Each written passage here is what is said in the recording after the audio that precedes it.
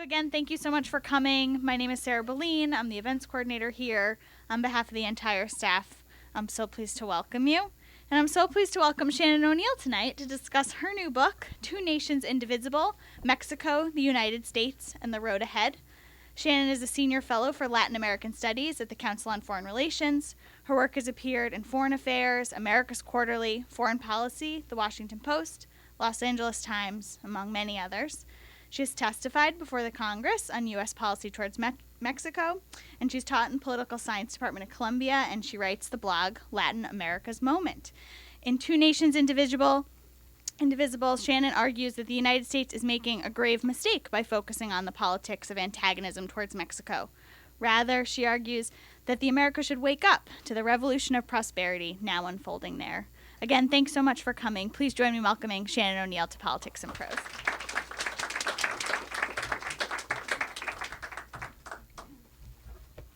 Thank you all. Thank you for having me here. It's great to be here. And thank you all for coming out. You know, I started thinking about and living in and really becoming fascinated in Mexico almost 20 years ago. And it's when I took a job in the Mexico City office of an investment bank. And this was at the beginning of 1994. So NAFTA had just started our economic relationship with Mexico. And I headed down there and spent the first several months finding my feet in a city of 20 million people, but also finding my way around the financial industry, which was the industry that I had entered. And in the first couple of months, I was an equity analyst, and so I looked at balance sheets and tried to figure out Mexican companies, where they'd been, where they were going, what was happening, and how to sort of think about their future. And after doing that for a few months, I was pulled away from my research reports onto our trading desk. One of my colleagues was going on an extended honeymoon, so they asked me to come in and fill in for a month. And during that month, I spent every day selling tens of millions of dollars of peso and dollar-denominated bonds, government bonds, and, spending the days on the phone with traders from other banks, asking them to be nice to the new gringa and just help me out with a little bit better spread. As I did both of these roles, looking at companies and sort of the inner workings of companies, as well as talking to those in the market, I saw this great enthusiasm in the country. And it was from Mexicans and foreigners. So when I'd go and talk to Mexican CFOs or CEOs, I'd hear about their great expansion plans, what they wanted to do in the growing market, how they were going to expand abroad. And when I was working in the markets, I saw people pouring into the bond markets, pouring into the stock market there, into the newly privatized companies in Mexico. And when I left the office and I went out, to explore the larger city, you felt the enthusiasm as well. So as I traveled around the country visiting different companies, the airplanes were packed, the restaurants were full, and actually Mexico City was incredibly noisy because of all the construction that was happening. Now, this was a time when Mexico's economy was booming, but it wasn't just the economy. Politics was also booming in the mid-1990s. In 1994 was an election year, presidential election year, and the PRI, which had been the ruling party for 60-plus years at the time, the PRI was doing what it always did, which was pour all of its resources, financial resources from the government, its political apparatus controlling almost all of the governorships and other parts of the government, as well as its close ties with the media, putting all of these resources behind its anointed candidate. Now, 1994 was not actually a particularly easy year for Mexico. It started off with a guerrilla uprising in the south, the Zapatistas they were called, and they came in with black ski masks and AK-47s denouncing the corruption of the Mexican government. And a few months after that, we saw the presidential candidate assassinated in Tijuana, the border town of Tijuana. A few months after that, we saw actually the head of the PRI, of the political party, he too was killed. In each of these moments, the financial market shuddered, people began to worry, but most everyone expected and believed the promises of the outgoing government and then the incoming government that stability would return and that the PRI would prevail. Now, just shy of a year, my time there living and working, the Mexican peso crisis hit. And the financial markets panicked. In a few weeks, the value of the peso halved. And in the following year, Mexico's GDP would plummet 7%, inflation would skyrocket, millions of people would lose their jobs, and this incipient middle class that had been growing would, many of them, be shoved back into poverty. Now, this could have been the end of the story, or it could have been yet another boom and bust cycle that Mexico had gone through several times in the decades before. But instead, it was a tipping point. So very quickly, the United States stepped in and helped stabilize Mexico's financial markets. And the changes that had been happening in the years before, the privatizations of companies, the opening of the economy, and the signing of NAFTA that had happened just a year before, all of those stopped the government from going back to the old policies. And instead, the new president, President Zedillo, he pushed further ahead. So he pushed to strengthen the banking system and to change Mexico's overall economic structure and balance its fiscal accounts. As he pushed forward and as these changes happened, the peso being cheap, it brought more exports and more foreign direct investment started coming in. And though the middle class had been hit quite hard in the immediate aftermath of the crisis, they rebounded fairly quickly and actually started to improve.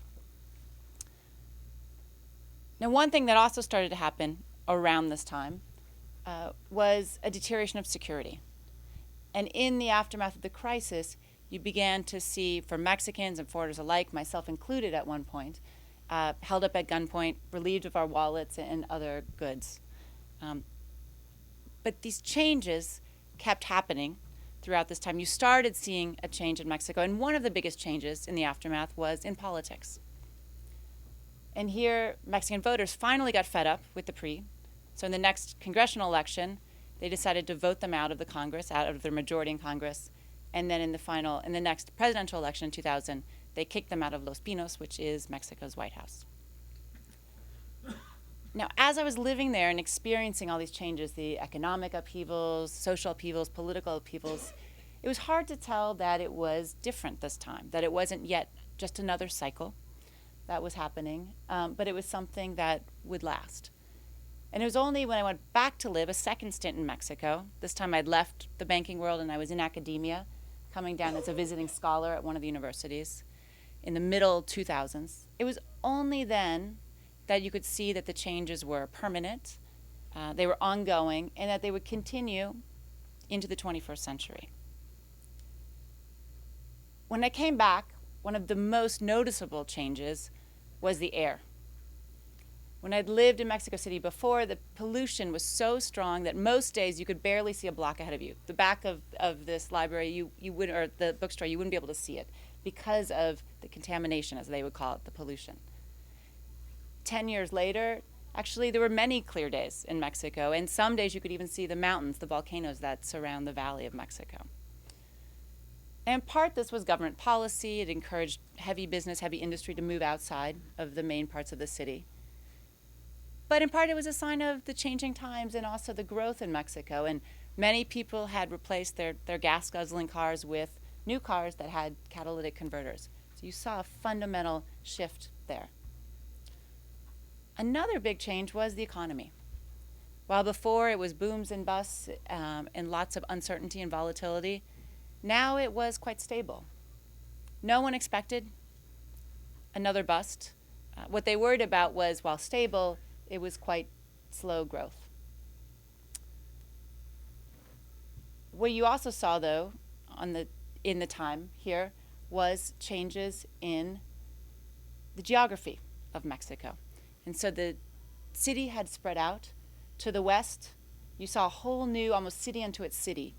It was dubbed Santa Fe, and it looks, and does today, almost like a suburb of Houston. So it's big glass office buildings, high-rise towers, gated communities. And many of Mexico's money started moving that direction. But you saw changes in other directions and off to the east, so past where Mexico City's airport is. And in the 80s and 90s, often this area was called the Ring of Misery, because it was where many poor people would come into Mexico City, and they often lived, millions of them, 2-3 million of them. They lived in places with corrugated tin shacks and roofs with little else.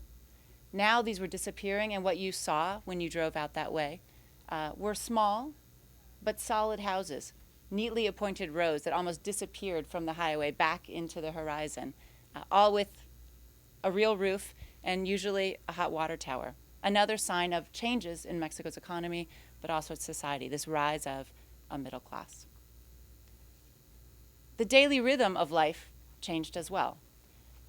There's still the weekly tianguis, they call them, these traditional markets that would show up on your street once a week and bring fruits and vegetables and pots and pans and anything else you would like to buy. But alongside these were Walmarts and Costco's and supermarkets. And these provided competition and much lower prices. And in fact, one study shows that in these 10 years since NAFTA, the cost of basic goods halved, and benefiting Mexican consumers all around. One thing that hadn't changed, though, in these 10 years was security.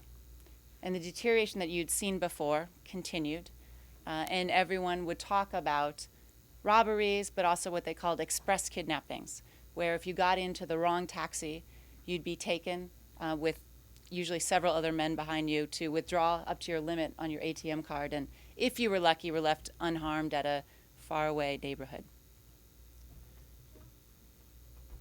Now fast forward to today, and you look back over the last 20 or 30 years, and Mexico has become a very different place.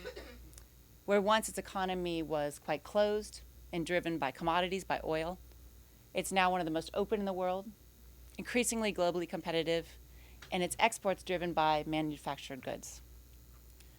Where once its politics was known for one-party rule, today it's a competitive democracy.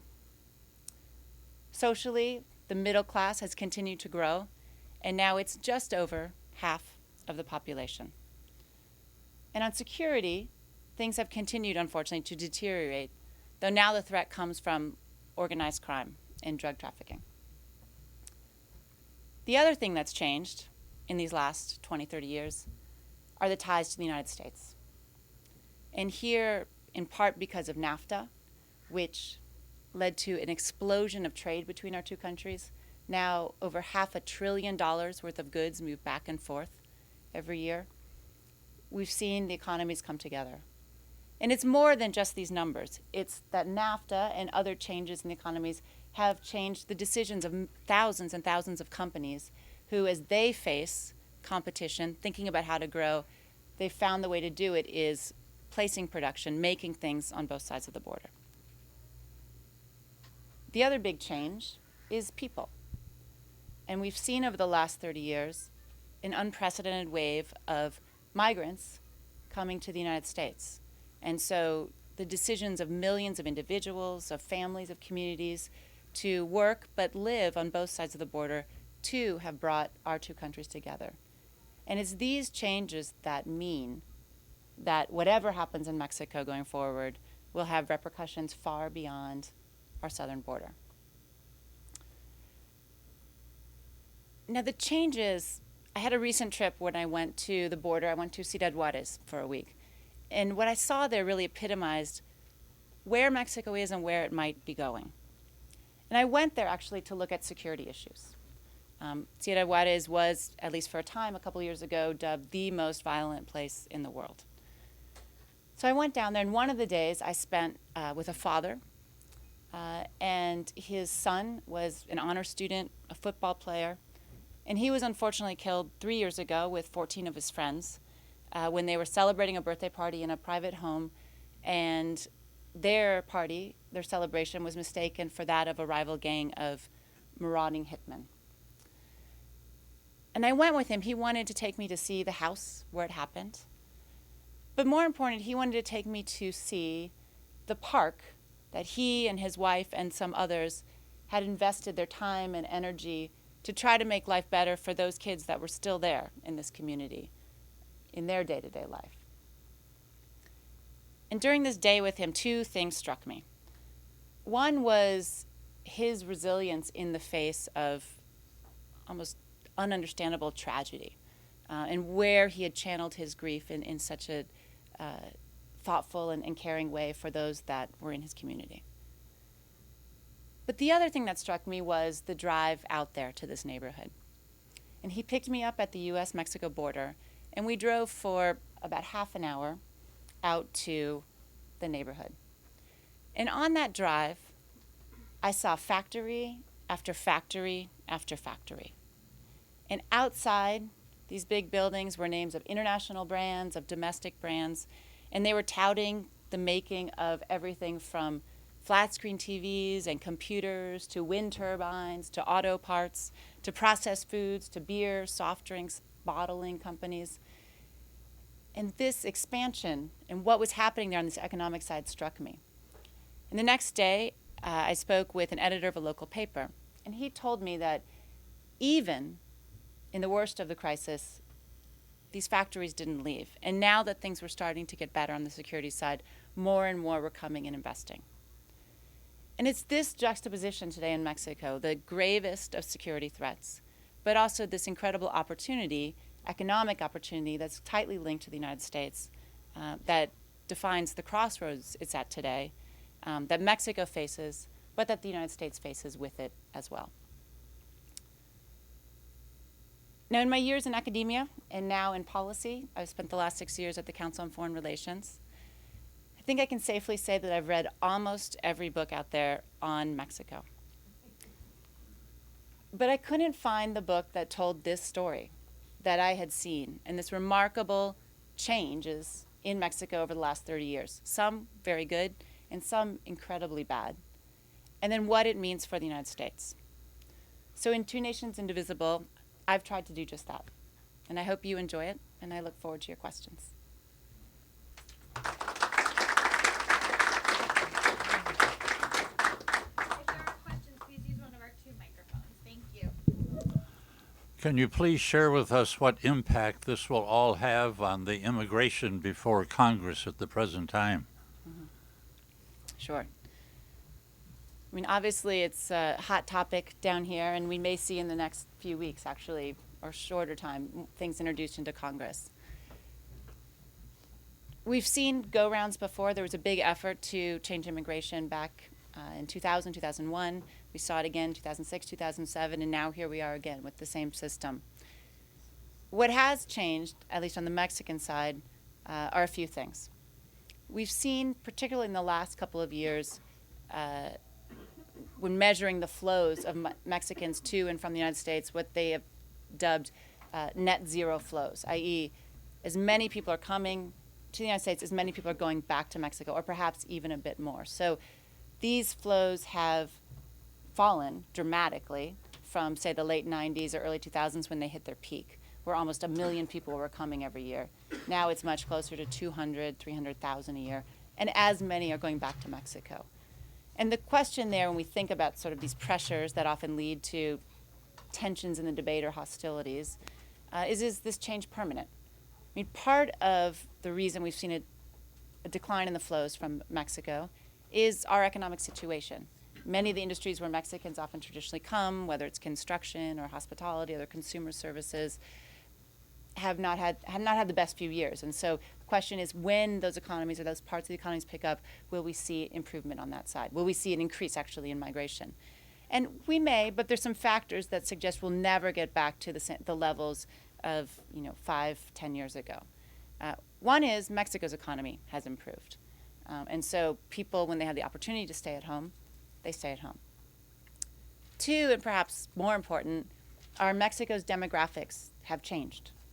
So in the late 1970s, the average Mexican family had 7 kids. Today, the average Mexican family has just over 2 kids, almost the same rate as the United States. So when you think about moving forward and how many kids will turn 18 each year and be looking for jobs, the numbers are declining and will continue to decline, presumably for the foreseeable future. There's been very few countries that have ever gone back and increased birth rates or increased family size to a great extent. So the demographic pressures have fallen. The other change we've seen, and I mentioned, is the rise of this middle class in Mexico. And in part, with more disposable income, with fewer kids, Mexicans are investing in education in their children much more than before. So the average number of years in education has increased fairly substantially over the last, say, 20 years. as has the investment in private schools, and not just for the wealthy, but for those in the middle class and even some in the working class.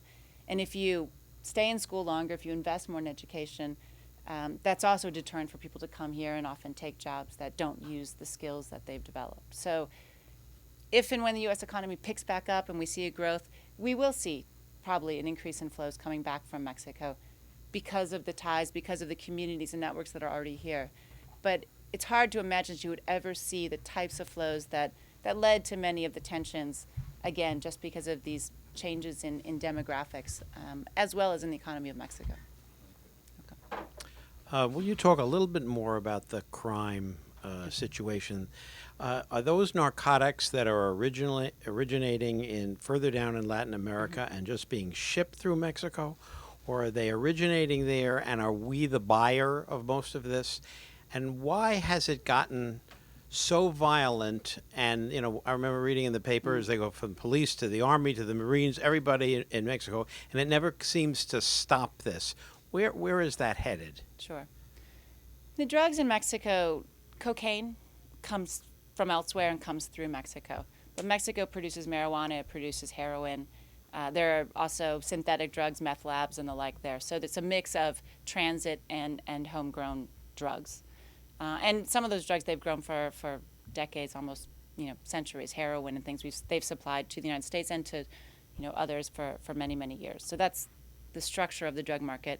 Most of the drugs there come into the United States. There's been some slight increases in their own usage in retail consumption in Mexico, but not huge increases as of yet. Mexico's violence problem has in part to do with drugs, but it's bigger than that. And in fact, much of the violence of the last few years is in part because these organized crime groups are diversifying. It's gotten much harder to get drugs into the United States, and so they've looked for alternative businesses. And there they've found kidnapping, robberies, extortion, other types of goods, human trafficking, and the like. So this is part of why you're seeing increases in violence is some of those crimes are much closer to Mexican citizens as customers or as prey, and so you see an increase in violence. That's part of the reason. Another part of the reason is the previous government, and our government working with them, has focused on taking out the kingpins, taking out the leaders of some of these organizations, which has led to fragmentation of the group. So where perhaps 20 years ago you had between 5 and 7 big cartels or big organizations with particular leaders, today it could be anywhere between 15 and 20, and there's new ones. It's very fluid. And often when you take out a leadership and a hierarchy, lower levels are trying to gain control of territory, and they fight each other and fight others. So it's this combination of sort of the bad guys, right, the organized crime fighting amongst themselves, and the moving into the types of businesses, extortion and the like, that bring them closer to people, and also often demand that they show their ability to harm in order to get others to respond to them, right, to pay them extortion every month. That's part of the reason why we've seen the violence increase. The other reason is Mexico has not yet established a democratic rule of law. And while we've seen a transition to democracy in terms of politics, we have 3 competitive political parties and the like, when you have electoral competition, you change the executive branch, right? People compete for the presidency. You change the legislative branch, they compete in the Congress. But you don't do anything for the judicial branch. And that's on purpose, right? You want your judicial branch, your courts, to be isolated from politics.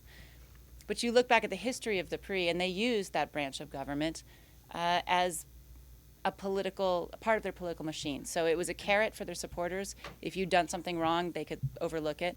And it was a stick for their opponents. And so those that didn't agree with the PRI could be harassed by the police or the courts, even if they'd done something wrong. So when you get a new democracy coming in, their challenge was, how do you create actually a justice system that prosecutes the guilty and frees the innocent? And that's a challenge they've been struggling with over the last 12, 15 years, just at the same time as billions of dollars of money from organized crime and drugs is coming in, trying to subvert the system for its own uses. So this is the challenge for Mexico, is can they establish a real, sustainable, democratic rule of law? If they can, then they can deal with the violence, they can deal with drugs, they can deal with the other kinds of crimes that happen. If they can't, then they're going to have problems on all of these levels. Okay. Good. Oh, sorry. All right. Mexico has a new president, and he seems to be off to a very good start in terms of reform. I'd appreciate your commenting on the reform that he has already gotten started and what you see additionally coming down the pike.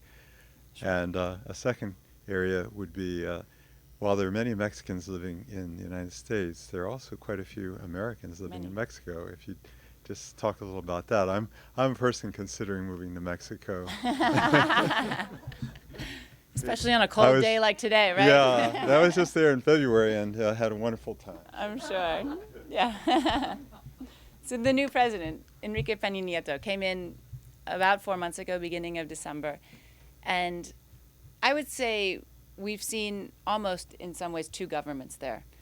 On the economic side, he has an incredibly cohesive, ambitious, thoughtful, U.S.-friendly team that's been pushing ahead incredibly quickly. So before he even came in, they got a labor reform passed that they've been trying to pass for years.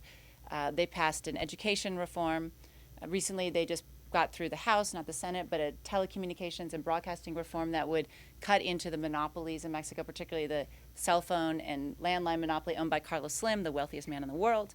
But would also, right now they have basically two broadcasting networks controlled by another incredibly wealthy, well, two other very incredibly wealthy men. And they're going to open up some new networks that these two companies couldn't bid for, so presumably you'd have a little bit more of a plurality within the broadcast media. So these are all moving forward. They've talked about many times and will introduce energy reform. They've also talked about a tax reform, something also Mexico needs. So this side is moving forward fairly quickly.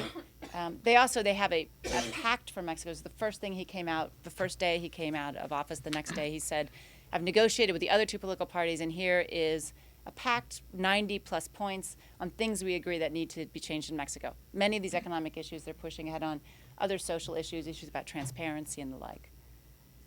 So I'm optimistic, cautiously optimistic that these things are moving forward. I mean, in any kind of legislation, as we know in our own country, the devils are in the details, and how things get implemented is a question. And Mexico is known for its quite elegant laws and less elegant application or implementation of those laws. So, but I think those are moves in the right direction. What we haven't seen yet is a real definition of where this government wants to go on the security side. And in part, some of the key posts are yet to be filled, confirmed.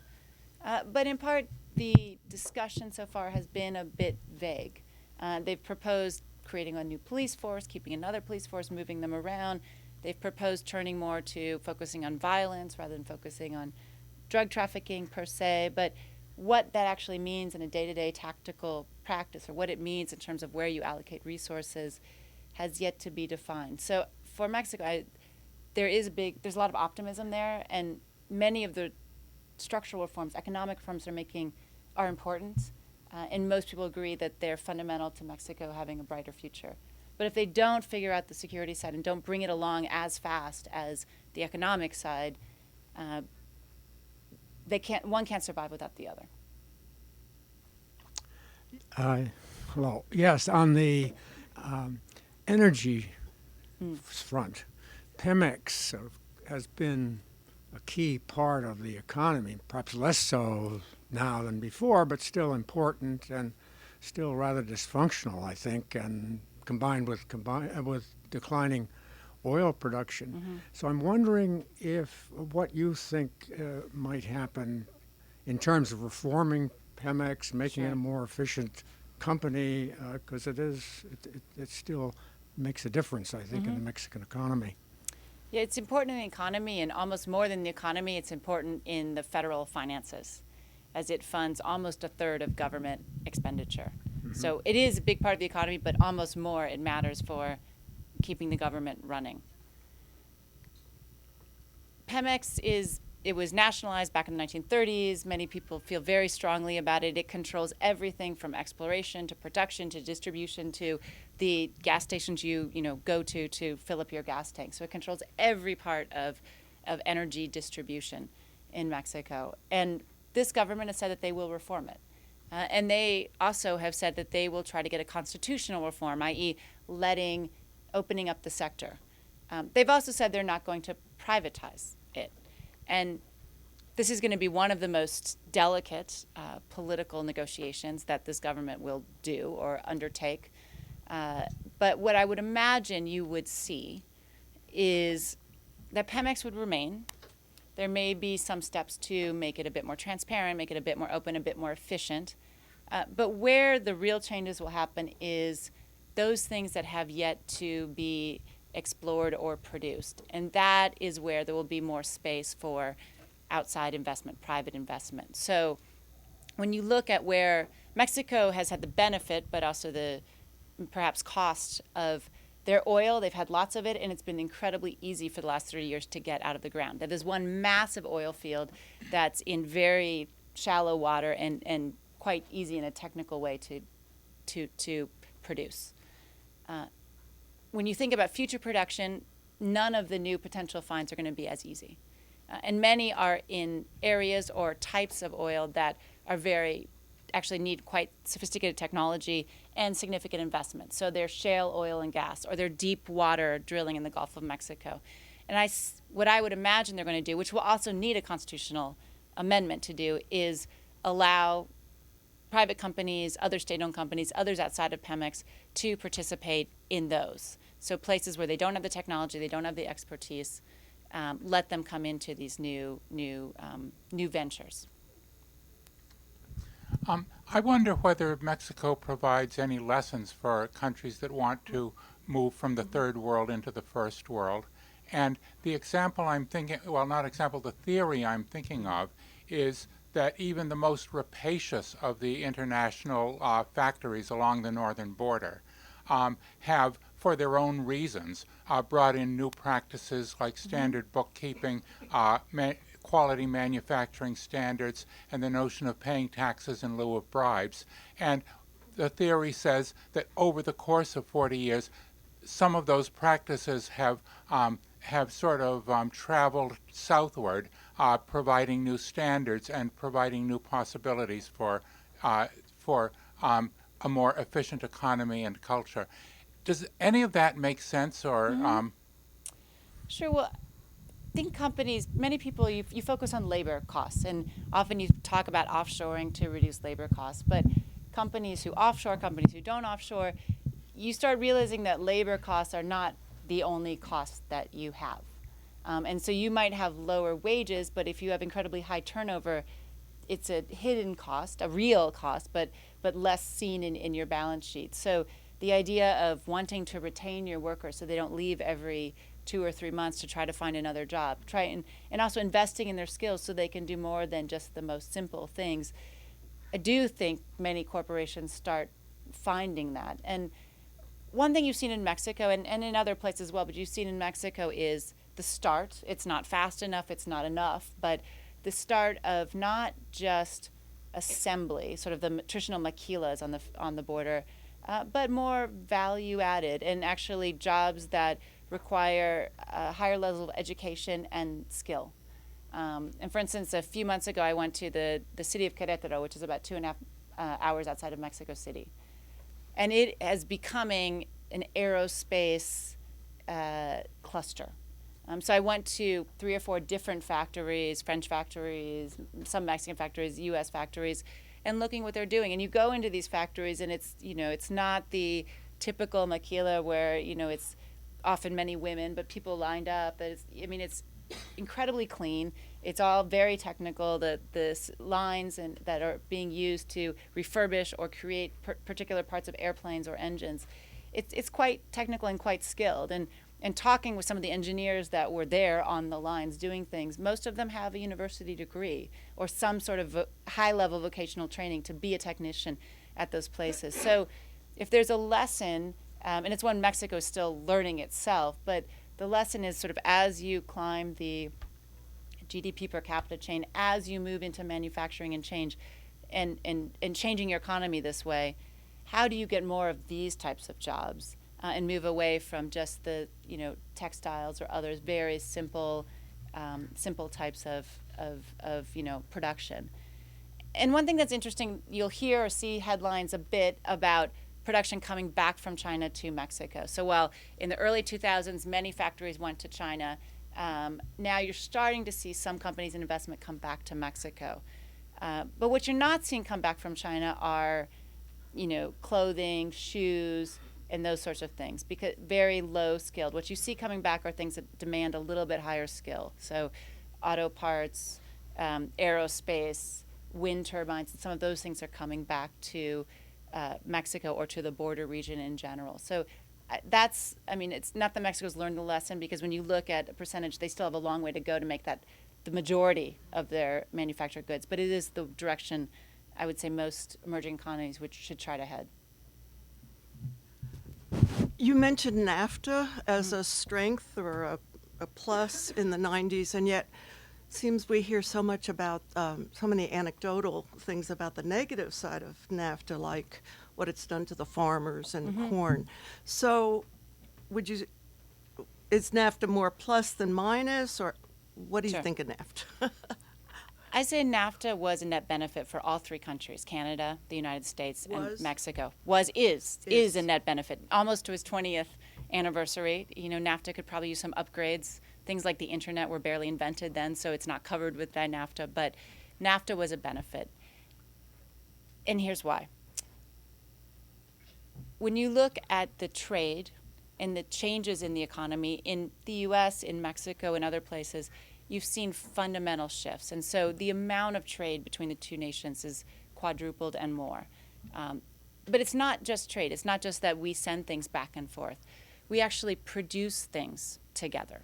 So, for instance, when you get something that's made in Mexico, little stamp made in Mexico, a manufactured good that's made down there, on average 40% of it was actually made by American workers. So the way things are made, it's produced in tandem. And the fact that it's produced in tandem has allowed companies and others to be competitive worldwide. And one example is the company Caterpillar. You look at Caterpillar's history, it started back, back in World War I, and then between the two world wars, it was all over the world. It benefited from the Marshall Plan. It was that's when it went global. It was the sort of heavy machinery, construction, earth-moving company out there. And it started to hit quite tough times in the 1980s and 90s, competition from Japan, from Asia, from other companies. And a big part of Caterpillar's story of returning to be the number one company that does this and producing all over the world and having the most market share is its ability to do part of production in Mexico, part in Canada, and part in the United States. And they have factories all over the world. But when they produce part of it in Mexico, they also produce a lot more here in the United States, and they create jobs here in the United States. And that dynamic was facilitated by NAFTA. The other big benefit of NAFTA, which I briefly mentioned, is to consumers. And the fact that in the years after NAFTA, the cost of basic goods for Mexicans fell by almost half. It increases the disposable income. It increases the types of things you can do in your life when, to buy clothes, to buy milk, to buy eggs, to buy all these things, those prices went down. Now, all free trade agreements and actually almost all economic exchanges and that you set up or these types of treaties, there are winners and losers. That's true. And there are usually some concentrated losers. And I would say the biggest losers, which you rightly point out, was the farming community, the rural farming community. But there's a couple caveats. One is when you look at almost any economy as it develops, whether it has free trade agreements or not, the percentage of the population that's employed in agriculture as you move into a manufacturing and services-based economy falls. And so the same time NAFTA was in place was also the time when Mexico was moving to become a very different kind of economy. So many of those people would have probably left the farm anyway if their economy was going to move from commodity agricultural base to services and manufacturing.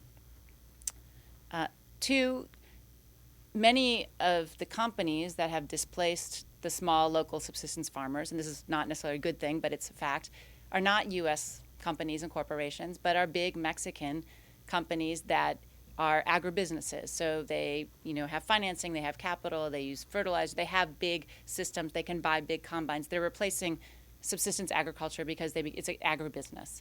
And that displaces poorer farmers who can't do the economies of scale. But it's not necessarily about NAFTA that's why it happened. That's a change in the business. And then 3, I would say it's not just NAFTA, but it was other Mexican government policies. And Mexico's policies towards its agricultural side, its sort of agricultural policies at the time, did small farmers no favors. And so you look at who got subsidies from the government. It wasn't small farmers, it was big farmers, it was politicians' relatives. It was actually, shockingly, on a list that I saw recently, families of narco traffickers. Those were the people that were getting the subsidies, not the people that ended up getting kicked off of their land. Now, is that NAFTA's fault? No, it's actually the Mexican government's fault, and it's corruption, it's other issues. So it's not that NAFTA didn't hurt some people, but I would say overall it helped many Mexicans, almost all Mexicans, because of prices. But it also opened up these new opportunities that have fundamentally changed the country for the better.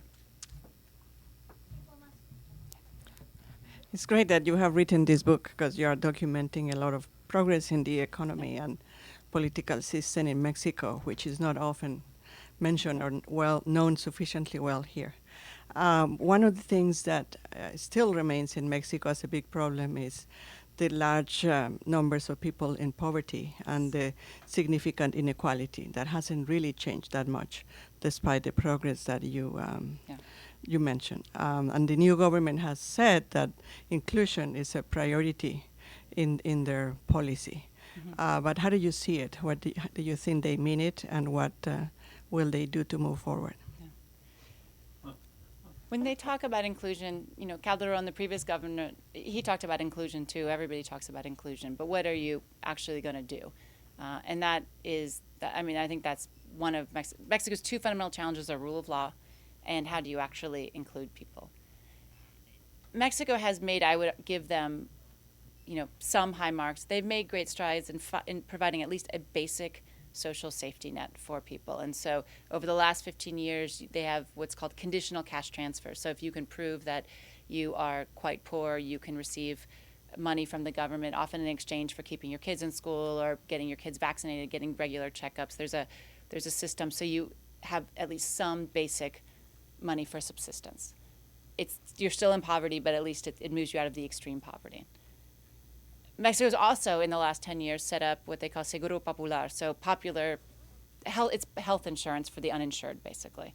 And that, too, has provided now estimates of 50 million Mexicans with at least basic health services, not, some of the things that we would expect in our health services, but at least basic health services. And, again, an improvement from where they were before. But this is the challenge. You look at some of the data and the inequality levels, the Gini coefficients have come down modestly, but not to the extent that Mexico needs to. And there I would say some of the real challenges are, and perhaps some of the economic reforms we were talking about may make a difference. If Mexico could, one, open up its economy and make it easier for small and medium enterprises, for allowing sort of things to bubble up from the top rather than sort of a few people controlling all sorts of economic sectors from the top.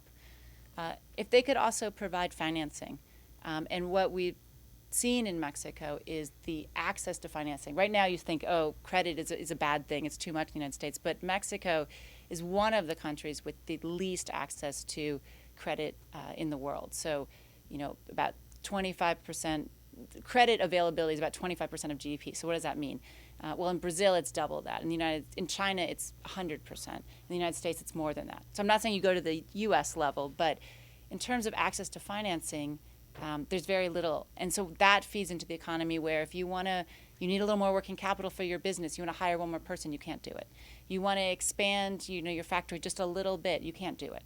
And reports I've seen, different studies have done by the World Bank and others show that when there is a small bank, when you have a little bit of access to capital, it creates more jobs, it increases incomes, it allows some of this stuff to happen. And so that virtuous circle, that you've seen some of this happen in Brazil or other places, not yet in Mexico, I think that is a path forward. Now, whether this government decides to take on those issues, many of them having to do with informality, not being in the formal system, and the types of jobs that end up in the informal system, I think remains to be seen. But it is, as you say, a big challenge for the nation. Thank you so much. Thank you all.